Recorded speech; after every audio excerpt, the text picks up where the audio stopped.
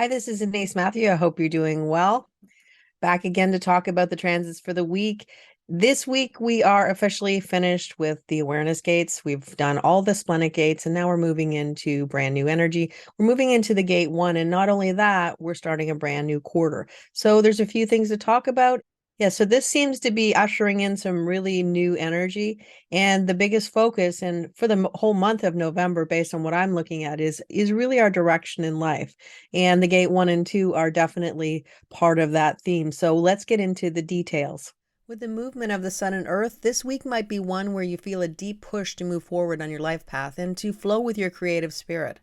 Keep in mind that with the abundance of individual energy that's being activated right now, melancholy or the blues might be a theme. If you see these moments of melancholy as an opportunity to sink into your creativity or even a time to get out in nature if possible, this energy can flow as all energy does. It's only when we question why we feel the way we do that sometimes the energy can get stuck. The sun and earth in the gates 1 and 2 remind us about both melancholic and joyful parts of life. We can't have one without the other. In truth, there's beauty in all aspects of being human. With the sun entering the gate 1, we begin the quarter of mutation, where purpose is fulfilled through transformation. This is where the chrysalis reveals its magic, and the transformations that have already happened and the ones that will come in the future are shown. As Ra Uru said, anything can happen in the quarter of mutation because that is what mutation is all about. The earth enters the gate 2, joining Uranus and providing grounding energy and even manifestation for you to implement a new direction in your life. The gate 1 is called the creative. It's the most yang gate of the body graph.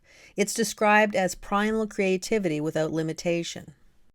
The earth in the gate 2 is considered the most yin energy, and together these gates are called the binary of creation, since they're so intertwined that the energy is difficult to separate.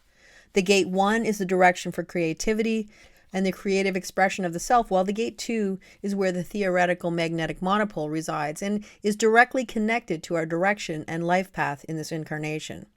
Uranus has been transiting this gate for a large part of 2022, upping the theme of mutative and maybe even unusual, or at the very least out of the ordinary, directions in life. The gate 1 is a roll gate, which means that it describes a creative process that is connected to each profile line, so is deeply connected to how we find our life purpose and the archetypes that are inherently part of who we are. The role that is contained within this gate is the expression of your uniqueness, and stepping out of the norms can be a big theme within your life, especially when you carry this energy. As we know, with all individual energy, there's always potential for mutation to be contained within these gates. The mutation comes in a pulse in divine universal timing. The gate 1 is a story of who you are, and the gate 8, the harmonic, is where your story is translated into words and given a voice. The 1-8 channel is the only creative channel of the individual circuit and can be considered the voice of individual creativity. A key component of mutative and individual energy is to know that it isn't a place of mastery, but instead is a place of self-expression, a rendering of your soul into word or expression, so the world can hear the story of you. It's never about being the best, but instead it's about being authentically you, and if you are, the world might want to hear what you have to say. This energy says that there is no one in the world exactly like you, and that is a most amazing gift that you have to offer. The earth in the gate 2, the opposition to the gate 1, says that balance and duality is key for creation and manifestation. Too much of yin or yang and life doesn't blossom into all it can be.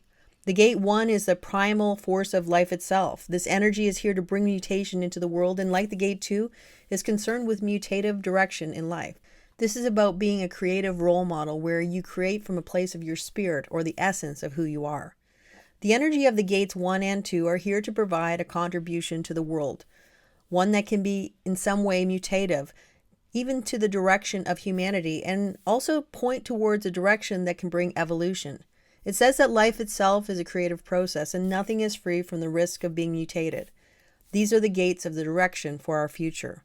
This energy reminds us that we all need to mutate and transform in some way, or there's a chance it will be eclipsed by life. This encourages you to allow your inspiration to flow and to align with the universe, and if you do, then there's no telling how far you can go. The key to remember is that this energy is the kind that needs right timing and acknowledgement from others. And when that happens, you can make a creative contribution that can bring mutative shifts to the collective. The energy of both the gates 2 and 1 don't only provide direction for you alone, but others as well. When you embrace the spirit of who you are, you become a beacon for mutative direction, whereby being your unique self, you inadvertently point the direction for those who can benefit from your expression of inner knowing. On November 10th, Saturn moves back to the gate 49, line 1. This is called the law of necessity. This happened last from March 2nd to the 9th, 2022, so it could be reactivating themes that were happening then, both personally and globally. This feels like catalytic energy that might be the beginning of something. As with all first line energy, this is where we build a foundation to find security. In this case, it's about seeing where revolting in partnerships or even relationships, when your needs aren't being met or you don't feel supported, is the just thing to do, or when it's not. As the name says, revolutions are waged on the premise of necessity, because without a solid reason to revolt, support for your cause might be difficult to achieve. A key component of all revolutions is that without support, there's no momentum to keep the energy going. The same concept holds true when you choose to revolt in a relationship. Without well laid out plans and viable reasons for the changes to be enacted, getting support that you need it within the relationship may not happen. Ra Uruhu also called this the line of helter-skelter syndrome, meaning that false flags are used to push an agenda forward and to create a revolt. This is retaliatory movement, and the aim is to create disorder and can be born from oversensitivity when you feel your needs for support are not being acknowledged. This can be about getting people revved up, many times based on untruths, and it can even be about using propaganda to create a movement. For instance, this can happen when someone feels rejected and they subsequently spread rumors about the person who rejected them with the goal in mind that they will gather support and other people will revolt against that other person. The key with this energy is that you need to have a worthy cause to warrant a revolt, and if that ingredient is present, you can find strength in numbers who support your cause.